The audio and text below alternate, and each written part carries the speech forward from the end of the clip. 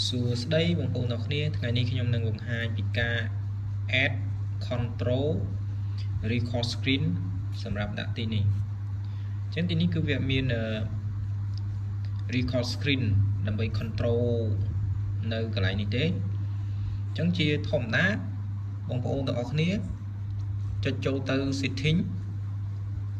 តបមកទៀតយកពាក្យថា control center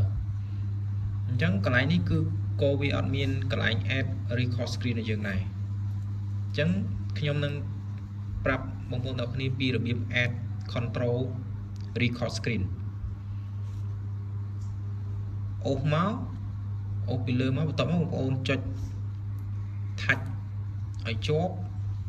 បន្ទាប់មកយកពាក្យថា add control បន្ទាប់មកបងប្អូនទាំងគ្នាអូមកអូសក្រោមទៀតបងឃើញ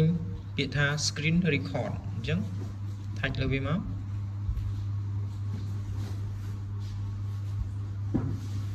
អញ្ចឹងវាបានជាប់ហើយបងប្អូនទាំងគ្នាចុចប៉ះវាមកយើងតេស្តមើលនេះ